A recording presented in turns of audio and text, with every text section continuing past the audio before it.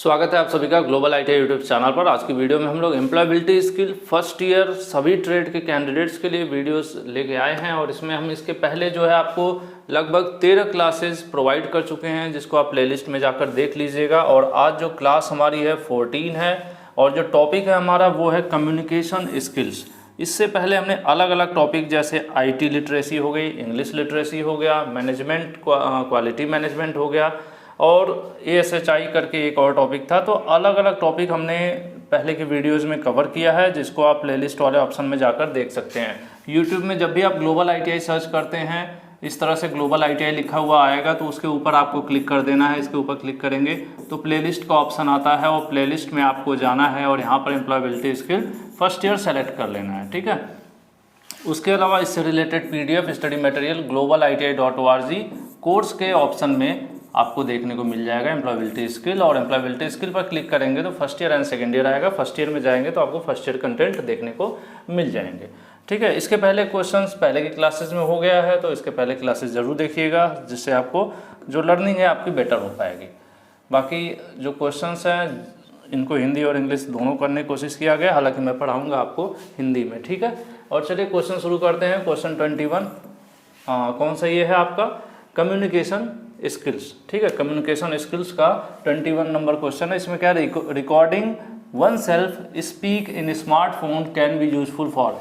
कह रहे हैं कि हम अगर अपने मोबाइल में खुद को रिकॉर्ड करें, यानी कैमरा अपना ऑन करें और खुद की रिकॉर्डिंग करें, तो ये किस रूप में यूजफुल हो सकता है, क्यों कर सकते हैं, मतलब इस काम को क्यों करेंगे या किस लिए बेहतर हो सकता है या क्यों जो है यूजफुल हो सकता है। हिंदी में लिखा हो अपने आप को स्मार्टफोन में रिकॉर्ड करना उपयोगी हो सकता है। कैसे हो सकता है कि जब आप फ्री हो तो इसे देखें, तो ऐसा कुछ नहीं है। अपने को रिकॉर्ड करके बाद में देखना ये कोई बड़ी चीज़ नहीं है।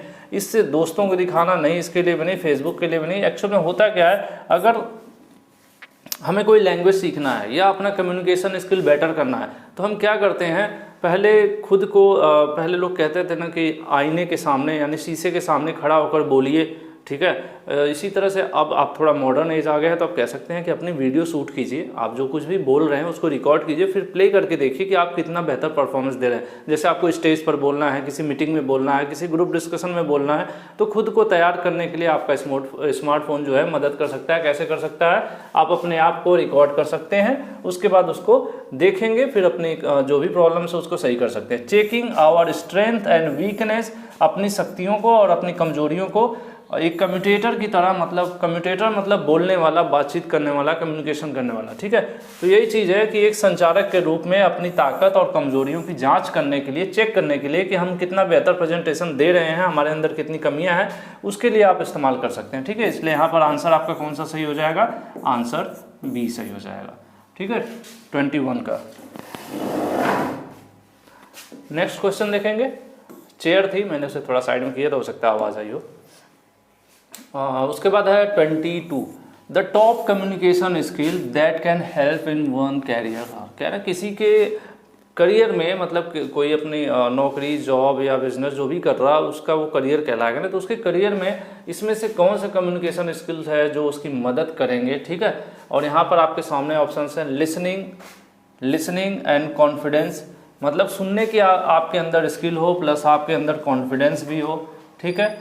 नॉन वर्बल कम्युनिकेशन भी आपको बेहतर तरीके से आता हो। नॉन वर्बल मतलब बिना शब्दों का संचार, मतलब आप अपनी बात बिना कुछ बोले भी सामने वाले को बता पाए, समझा पाए, प्लस सामने वाले की फीलिंग को, उसके चेहरे को, उसके एक्सप्रेशन को, उसके बॉडी लैंग्वेज को देखकर आप समझ जाएं कि वो क्या कहना चाहता है, ठीक है। तो ये सब क्या कहलाएगा, नॉन वर्बल कम्युनिकेशन कहलाएगा। आपका दोस्ताना व्यवहार हो और ओपन माइंडेड हो, खुले विचार वाले हो, तो ये सभी चीज़ें जितना भी यहाँ पर लिखा हुआ है, ये सभी चीज़ें आपके करियर के लिए महत्वपूर्ण है, ठीक है।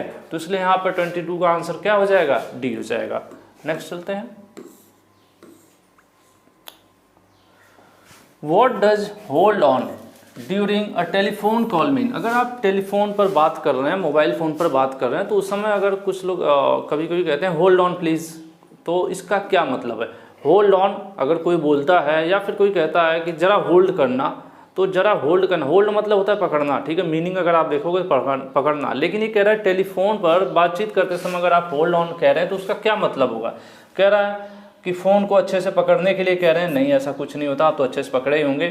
ठीक है। फिर कह रहे हैं कि फ़ोन को ज़मीन पर या नीचे रखने के लिए कह रहे हैं, नहीं ऐसा भी कुछ नहीं है। या कह रहे हैं कि फ़ोन चालू करने के लिए, नहीं। इसका मतलब होता है कुछ देर के लिए आप किसी को वेट करवाना चाहते हैं, हो सकता है आपको कोई इंपॉर्टेंट काम आ गया हो या दूसरी कॉल आ रही हो, तो आप कहते हैं hold on please, wait for some time. मतलब इसका होल्ड ऑन का मतलब होता है कि किसी को थोड़े समय के लिए प्रतीक्षा पर रखना, जिससे आप दूसरा जो भी काम कर रहे हैं, दूसरी कॉल पर बात करना चाहते हैं तो वो कर सकें, ठीक है।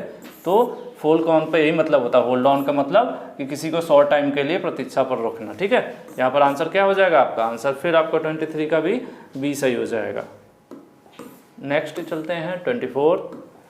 When you are not able to repair equipment in time you should। कह रहे हैं अगर आपको कोई अगर आपकी एक शॉप है, आप एक मैकेनिक हैं, तो आपके पास कोई अपने रिपेयर के लिए मोबाइल फ़ोन दे गया है, कोई इक्विपमेंट्स दे गया है, मिक्सी, ग्राइंडर, कुछ भी ऐसा कुछ रिपेयर करने के लिए दे दिया है आपके पास, लेकिन आपने टाइम पर उसे रिपेयर नहीं कर पाए हैं, ठीक है। आप उस चीज़ को रिपेयर नहीं कर पाए हैं, तो उस केस में आप क्या करेंगे।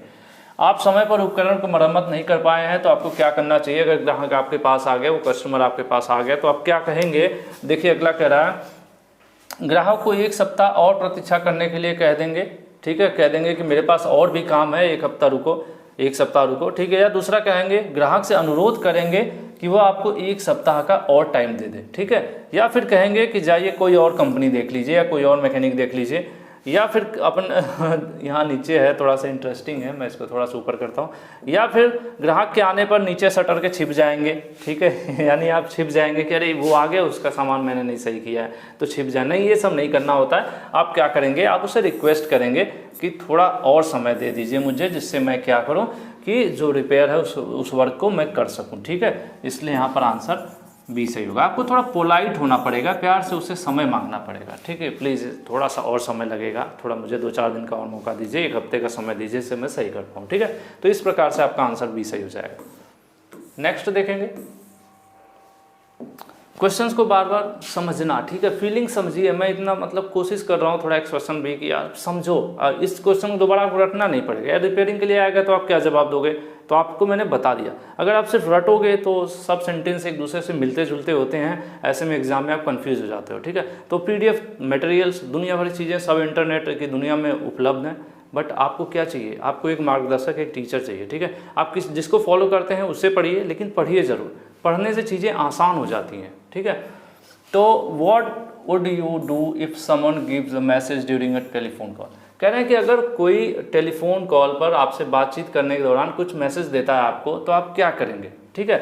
जैसे आपसे कोई बात, यदि कोई टेलीफोन पर कॉल के दौरान संदेश देता है तो आप क्या करेंगे। ऑप्शन दे रहा है, आप संदेश, यदि आप संदेश पास नहीं करना चाहते हैं तो नोट करने से मना कर देंगे। जैसे आप मना कर देंगे, नहीं मैं इसको नोट नहीं करूँगा। दूसरा, कलम और कागज़ लेने के प्रतीक्षा के लिए अनुरोध करेंगे। तीसरा, कॉल करने वाले से कहेंगे बाद में फ़ोन करिए, नन ऑफ देम।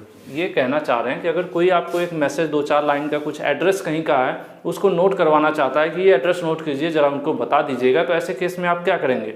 ऐसे केस में आप करेंगे थोड़ा सा रुकिए, मैं कॉपी और पेन लेके आता हूँ जिससे कि नोट कर सकूँ, ठीक है। उसके अलावा बाकी सेंटेंस सब गलत हैं। तो ऐसे में आपका आंसर कौन सा सही हो जाएगा, आंसर भी सही होगा, request to wait till you get pen and paper take down, ठीक है। कि आप जब तक पेपर और पेन लाने के लिए आप उनसे रिक्वेस्ट करेंगे थोड़ा सा वेट कीजिए, प्लीज़ वेट, मैं पेन और पेपर ले लूँ। कई बार ऐसा होता है कि एड्रेस वगैरह कुछ नोट करवाते हैं, मेडिसिन वगैरह, तो हम लोग कई बार आजकल थोड़ा स्मार्ट लोग क्या करते हैं, कॉल रिकॉर्डिंग ऑन कर लेते हैं, कहते हैं अब बोलिए, बाद में रिकॉर्डिंग सुनकर नोट कर लेते हैं। या एक नॉर्मल तरीका ये होता है कि हम कहते हैं थोड़ा सा वेट कीजिए, मैं पेन और पेपर ले लेता हूँ, ठीक है।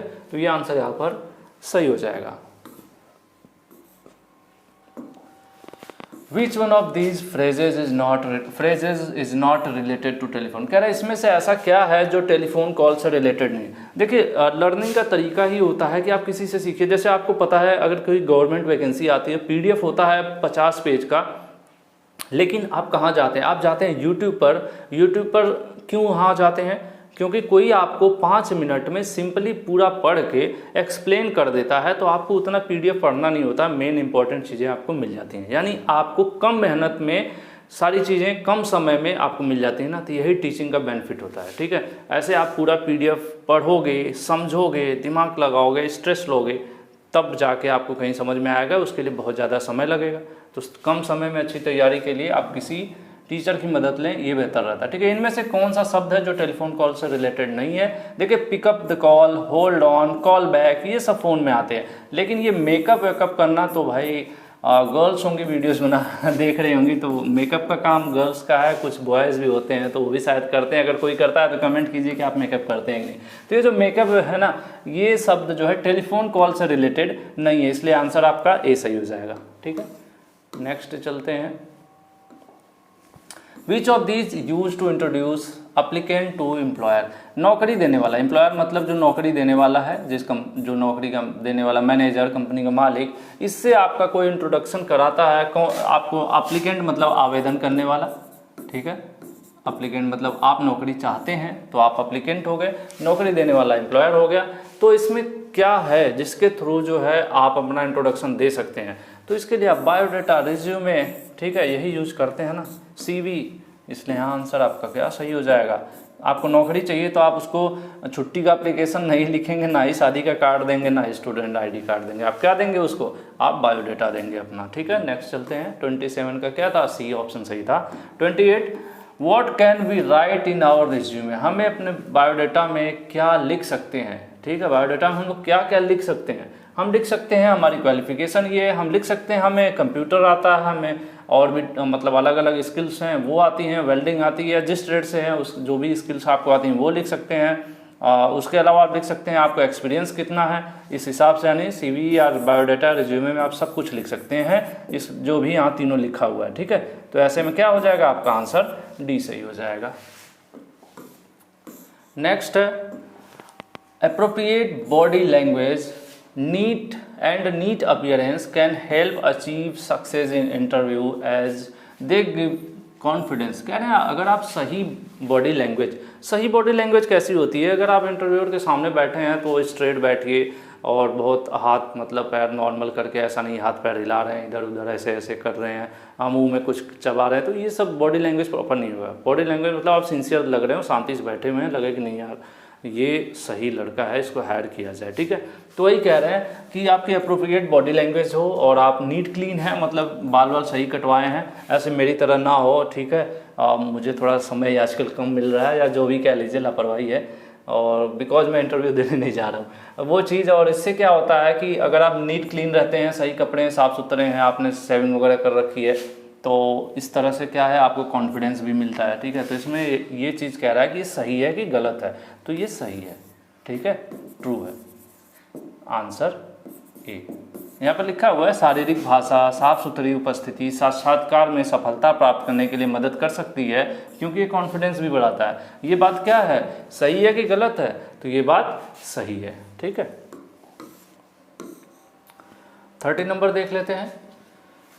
लुकिंग इनटू स्पीकर्स आई, मतलब जो बोल रहा है सामने वाला, अगर कहीं इंटरव्यू किसी मीटिंग में है या इंटरव्यू में ही है, तो जो इंटरव्यूअर है, मैं उसकी आंख में आंख डाल के ऐसे स्ट्रेट बैठा हुआ हूँ और वो मेरी आंखों में आंखें डालकर बात कर रहा है, तो मैं जो है ना उससे अगर इस तरह से आई टू आई कॉन्टैक्ट करके बात कर रहा हूँ, तो इट मीन्स कि मेरा जो कॉन्फिडेंस है वो हाई है। ठीक है, और ये सामने वाले को कहीं ना कहीं दर्शाता है कि नहीं ये मतलब कैंडिडेट कॉन्फिडेंट है। तो यही चीज़ है कि लुकिंग इनटू स्पीकर, बोलने वाले की आंखों में देखना, वाइल लिसनिंग, जब आप उसकी बात को सुन रहे हैं जब वो बोल रहा है, और लिसनर्स आई वाइल स्पीकिंग, मतलब जो बोलने वाला है वो सुनने वाले की आंखों में देख रहा हो। ठीक है, एज ए कॉन्फिडेंट, कि भाई कॉन्फिडेंस है मतलब, ठीक है, यही चीज़ है। सुनते समय वक्ता की आंखों में देखना और बोलते समय श्रोता की आंखों में देखना एक आत्मविश्वास के रूप में दर्शाता है। तो ये क्या बात है, ये सही बात है। ठीक है, कॉन्फिडेंस दिखाएगा कि हाँ सही बात है, कॉन्फिडेंट है। तभी जनरली होता क्या है कि अगर हम डर रहे हो या हमें जानकारी नहीं हो तो हम लोग नज़रें चुराते हैं जनरली, और अगर हम कॉन्फिडेंट हैं तो आई टू आई कॉन्टैक्ट करके बात करते हैं। ठीक है, चलिए ये भी ट्रू हो गया। 31 है, 31 में देखते हैं leave letter written to instructor, अपने अनुदेशक, अपने टीचर, अपने प्रिंसिपल को आप जो लीव लेटर लिखते हैं वो फिर इनफॉर्मल लेटर कहा जाता है, नहीं फॉर्मल होता है, फॉर्मल। ठीक है, जो भी आप टीचर से बातचीत कर रहे हैं, अपने मैनेजर से, अपने सुपरवाइजर से बातचीत कर रहे हैं, या फिर उनको लेटर भेज रहे हैं, ठीक है, ये सब कुछ फॉर्मल होता है। ठीक है, ये सब कौन होता है, फॉर्मल होता है। इनफॉर्मल होगा अगर आप लेटर भेज रहे हैं अपने किसी दोस्त को, ईमेल कर रहे हैं अपने दोस्त को, चैटिंग वेटिंग कर रहे हैं, अपनी गर्लफ्रेंड को लेटर भेज रहे हैं, लव लेटर, ठीक है, या आप अपने बॉयफ्रेंड को लेटर भेज रहे हैं, तो ये सब चीज़ें इनफॉर्मल हो जाएंगी, ठीक है। लेकिन ऑफिशियल लेटर्स जो भी होते हैं वो सब फॉर्मल लेटर्स होते हैं, जिनको हिंदी में औपचारिक कहते हैं। मैंने अभी एक दो एग्जाम्पल टाइप का दे दिया, तो उसको अनदर वे में मत लीजिएगा, ठीक है, जस्ट फॉर फन, ठीक है, थोड़ा सा आपका इंटरेस्ट क्रिएट हो इसलिए मैं कुछ ऐसे शब्दों का प्रयोग कर देता हूँ। इसको किसी सामाजिक या किसी रूप से जोड़ने की कोशिश मत कीजिएगा आप लोग। यहाँ पर क्या होगा, सॉरी मैंने गलत कर दिया, ठीक है, जल्दी में जो वीडियो आगे बढ़ा देंगे वो तो कहेंगे सर आपने गलत पढ़ाया था। यहाँ पर आंसर क्या सही होगा, यहाँ पर आंसर फॉल्स हो जाएगा, ठीक है, यहाँ पर क्या हो जाएगा, आंसर फॉल्स हो जाएगा, क्योंकि क्वेश्चन क्या कह रहा है, क्वेश्चन कह रहा है कि लीव लेटर लिखना क्या होता है, इनफॉर्मल लेटर होता है। नहीं, इनफॉर्मल लेटर नहीं होता है, क्या होता है वो फॉर्मल लेटर कहलाता है, इसलिए यहाँ पर क्या हो जाएगा, फॉल्स कहलाएगा, ठीक है, यानी ये सेंटेंस जो है वो क्या है, फॉल्स है। How should one greet people, लोगों का अभिवादन कैसे करना चाहिए। उदास चेहरा, ऐसे ही मतलब चेहरा गिरा लो कि अरे सर कैसे हैं, ऐसे मरे मरे से बोलना नहीं। आपके अंदर कैसा होना चाहिए, ज़बरदस्त स्माइल होनी चाहिए, जिससे सामने वाला देख के कहे हाँ, मतलब होता है ना कि एक्सप्रेशन आपका अच्छा होना चाहिए। वही चीज़ कह रहा है, अगर आप किसी से मिल रहे हैं, उसका स्वागत कर रहे हैं, तो ऐसा नहीं मुंह बना के नहीं करिए, आप ज़बरदस्त स्माइल के साथ स्वागत करिए, ठीक है। यहाँ पर 32 का आंसर भी सही हो जाएगा। 33 देखते हैं। Personal hygiene includes, personal hygiene मतलब स्वच्छता की बात हो रही है, सेल्फ क्लीनिंग मतलब आप अपने आप को स्वच्छ रखते हैं, इसको ही पर्सनल हाइजीन बोला जाता है। इसके अंतर्गत क्या क्या आता है, इसके अंतर्गत चमकदार, शाइनिंग, चल नहीं रहा है क्या सर, आपका दांत जो है चमत्कार नहीं चमकदार होना चाहिए। एक्चुअली वीडियो थोड़ा सा सर ने रोक दिया था, कोई आ गया था, तो ये चमकदार होना चाहिए, ठीक है। और आपके जो बाल हैं वो साफ़ होने चाहिए, नाखून भी आपके साफ़ होने चाहिए, ठीक है। तो ये सेंटेंस सही है। ये कह रहा है कि आप जो है दागदार, मतलब आपका दांत जो है वो उस पर दाग वाग लगा हो, ठीक है, पान वान गुटके इस टाइप का ना हो, इसमें वो चीज़ है कि गंदे बाल हैं, ठीक है, ये भी सही नहीं होगा, गंदे दांत। तो ये जितने भी सेंटेंस हैं सब गलत हैं। आपका जो पहला सेंटेंस है वो सही है कि आपके जो दांत हैं वो शाइन कर रहे हो, फिलहाल मेरे नहीं कर रहे हैं, और जो साफ बाल साफ़ हो, नाखून साफ़ हो, ठीक है। तो ये सब क्या कहलाएगा, ये सब पर्सनल हाइजीन के अंतर्गत आता है, ठीक है। आंसर आपका 33 का ए सही हो जाएगा। 34 है प्लेइंग विथ फ़ोन और अदर ऑब्जेक्ट वाइल लिसनिंग। मैं थोड़ा सा देख लेता हूँ फ़ोन चल रहा है कि नहीं, ठीक है चल रहा है, थोड़ा देखना, अकेले हूँ इस वजह से थोड़ी प्रॉब्लम हो जा रही। प्लेइंग विथ फ़ोन और other object while listening to someone, अगर आप जैसे किसी से बातचीत कर रहे हैं, कोई आपसे मिलने आया है, ठीक है, वो साइड में बैठा है, आपसे बातचीत कर रहा है, ठीक है, उसकी बात को आप सुन रहे हैं लेकिन मोबाइल में ऐसे ऐसे लगे हुए हैं, तो क्या ये अच्छा बिहेवियर है? नहीं, किसी भी प्रकार से नहीं। किसी की बात सुनते हुए फ़ोन या किसी वस्तु से खेलना ये अच्छा बिहेवियर नहीं है, ये गलत है, ठीक है। अक्सर आपको पता होगा, अगर आप ऐसा करते होंगे तो मम्मी पापा आपको डांटते होंगे कि कोई आया है तो आप उसकी बात को ध्यान से दें। वैसे भी ध्यान नहीं देंगे, उसको वैल्यू नहीं देंगे, तो जो सामने वाला है उसको बुरा लगेगा कि मैं यहाँ इनसे मिलने आया हूँ और ये फ़ोन में अपना लगे हुए, ठीक है। तो ये क्या है, ये गलत मतलब बुरा व्यवहार है, bad behaviour. 35 nodding the head is an important visual sign to show that you are listening, ठीक है। कई बार होता है क्लासरूम वगैरह में टीचर जब पढ़ा रहे होते हैं तो कई बार बोलते हैं ऐसा होगा ना, तो बहुत से बच्चे ऐसे करते थे, जी जी जी, मतलब बोलते नहीं है, बस ऐसे सर हिला देते हैं, तो टीचर को लगता है कि मतलब मैं जो पढ़ा रहा हूँ बच्चों को समझ में आ रहा है। एक तरह से वो स्टूडेंट्स का फीडबैक होता है। कुछ ऐसे भी स्टूडेंट होते हैं बहुत तेज़ वाले, वो क्या करते हैं, उनको कुछ आता जाता नहीं, जैसे टीचर पूछते हैं वो तुरंत ऐसे ऐसे करते हैं, वो हर बात पे ऐसे ऐसे करते रहते हैं। तो वो ऐसे नहीं, इनका मतलब ये सिर हिलाना जो है ये दिखाता है कि आप जो भी चीज़ देख रहे हैं वो ध्यान से सुन रहे हैं, ये बात सही है, ठीक है। आंसर ये सही है यहाँ पर, ठीक है। ये इंपॉर्टेंट विजुअल साइन है कि आप किसी चीज़ को अगर ध्यान से सुन रहे हैं तो ऐसे अगर आप थोड़ा बहुत रिस्पॉन्स कर रहे हैं, सिर हिला रहे हैं, तो ये सही चीज़ है, ठीक है। तो ये आपका 35 का आंसर क्या हो गया, ए हो गया। 36 unawareness of difference between good and bad touch leads unpleasant experience. ठीक है, अगर कई बार हमें पता नहीं होता है बचपन से कहीं न कहीं किसी न किसी स्टेज पर, वो बॉयज़ हों या गर्ल्स हों, कहीं न कहीं हम फिजिकली अब्यूज़ होते हैं, कभी ना चाहते हमें कोई न कोई किसी गलत तरीके से टच करता है कभी। ठीक है, कई बार हम लोग अनजान होते हैं, छोटे होते हैं, कई बार हम डरते हैं, खुल के बोल नहीं पाते हैं। तो उसी से रिलेटेड एक क्वेश्चन है कि अगर हमें कई बार पता नहीं होता है कि वो जो सामने वाला हमें टच कर रहा है वो सही तरीके से टच कर रहा है या गलत तरीके से टच कर रहा है। ठीक है, अगर ये चीज़ नहीं पता होगी तो कहीं न कहीं मतलब सही नहीं फील होगा हमें। ठीक है, वही चीज़ यहाँ पर है कि वो अनुभव हमें सही नहीं लगेगा। अच्छा या बुरा स्पर्श है, उसके बीच अगर हमें अंतर नहीं पता हो, ठीक है, तो क्या होगा, अप्रिय अनुभव होगा, वहाँ पर हमें सही नहीं लगेगा। ठीक है, तो ये सेंटेंस जो है सही है। ठीक है, इसलिए हमें पता होना चाहिए कि कौन सा टच, आजकल काफ़ी बच्चों को ये सब चीज़ें एजुकेशन से भी लगभग जोड़ी जा रही हैं कि इन चीज़ों से अवेयर किया जा सके। ठीक है, नेक्स्ट क्वेश्चन भी शायद इसी से रिलेटेड कुछ इसी प्रकार का था। हाँ, which one of these is example of bad touch. ठीक है, बैड टच का एग्जाम्पल क्या है। तो जैसे अगर आपके टीचर किसी क्वेश्चन का आपने जवाब दिया, उन्होंने आपकी पीठ को थपथपाया, तो ये अच्छी बात है, ये अच्छा टच कहलाता है। बैड इसमें लेकिन ये बैड टच पूछ रहा है कि कौन सा है। माता पिता आपको छोटे रूप में अगर आपको नहला रहे थे, तो सब लोग तो छोटे पर ऐसे ही माता पिता नहलाते हैं और आप ऐसे घूमते रहते हैं बिना कपड़ों के, तो वो एक बचपन होता है। ठीक है, तो इस समय इसको भी बैड टच नहीं कहेंगे, हमारे मदर फादर हैं। ठीक है, बड़ा भाई छोटा भाई आपका गाल वाल पकड़ के खींच रहा है, ठीक है, तो या फिर कोई अपने किसी मतलब क्लोज का गाल पकड़ के खींच रहा है, ठीक है, तो ये मतलब फील गुड, वहाँ पे अच्छा फील होता है। ठीक है, आप बताइएगा तो अच्छा फील होता है। तो ये सब बैड टच नहीं है, ये सब क्योंकि हमें पता है, हमें अच्छा फील हो रहा है। लेकिन कुछ ऐसी चीज़ें हैं जैसे कि कोई अनजान व्यक्ति, आप अकेले हों और कोई अजनबी आपको टच करता है, तो ये बैड टच कहलाएगा। ठीक है, इसलिए यहाँ पर आंसर क्या होगा, आंसर डी होगा। ठीक है, नेक्स्ट चलते हैं।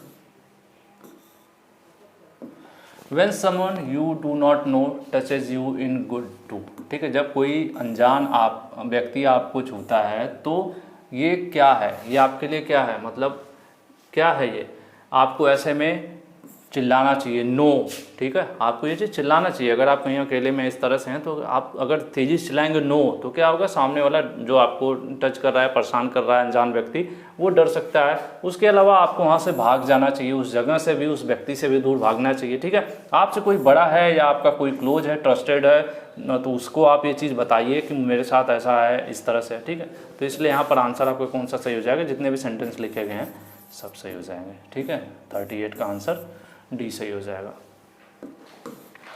नेक्स्ट क्वेश्चन है, I feel good, happy, loved and protected when I experience a good touch. Simple सी बात है कि अगर आपका कोई रिलेटिव, आपका कोई फ्रेंड, जो जिसके साथ आप रहते हैं, खुश हैं, आपका गार्जियन है, आपके बड़े भाई हैं, अगर वो आपको टच कर रहे हैं, आपको थपथपा रहे हैं, आपके टीचर हैं, आपको शाबाशी दे रहे हैं, तो ये सब कहीं न कहीं आपको क्या करते हैं, ये सब आपको अच्छा फील करवाते हैं, आपको खुशी देते हैं, आपको प्यार देते हैं, आपको प्रोटेक्टेड महसूस कराते हैं। ठीक है, तो इसलिए जो आपका सेंटेंस है ये आपका सही है, आपका ए जो है सही आंसर हो जाएगा। ठीक है, नेक्स्ट इस सीरीज का लास्ट क्वेश्चन है 40। What do you most interviewer have to question, tell me about your. ज़्यादातर इंटरव्यू में सबसे कॉमन सा सवाल ऐसा क्यों है, tell me about yourself. वो क्यों ऐसा पूछते हैं। ठीक है, इसको मैं थोड़ा सा ऊपर स्लाइड कर दूं, सभी ऑप्शंस आपको दिखें।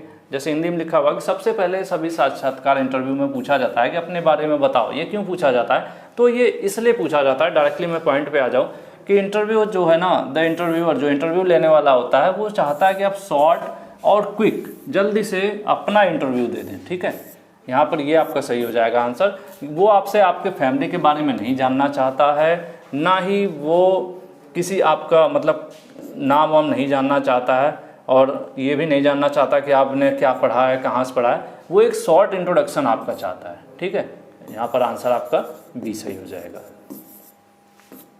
इसके आगे के जो क्वेश्चंस है, क्वेश्चन नंबर 41 to 60 हम लोग नेक्स्ट वीडियो में कवर करेंगे, और जल्द ही जो है सीरीज़ में ये वाला जो चैप्टर है आपका कम्युनिकेशन स्किल फिनिश हो जाएगा। उसके बाद जो नया टॉपिक होगा, नया चैप्टर होगा, वो अपकमिंग वीडियोज़ में हम लोग शेयर करेंगे। बाकी जो आप लोग अपनी परीक्षा की तैयारी कीजिए। बहुत से लोग तो एग्ज़ाम आज देने भी गए होंगे, कुछ लोग भविष्य में देने जाएंगे, कुछ लोग मतलब एग्ज़ाम्स तो होते रहते हैं ना, तो कभी उन सब चीज़ों को बहुत ज़्यादा प्रेशर नहीं लेना चाहिए। हमारी सबसे पहले ड्यूटी है कि पढ़ाई करना, तो आप पढ़ाई कीजिए। एग्ज़ाम रिजल्ट्स तो भविष्य की चीज़ें हैं, होती रहती हैं, ठीक है। और आज की वीडियो में इतना है। Thank you.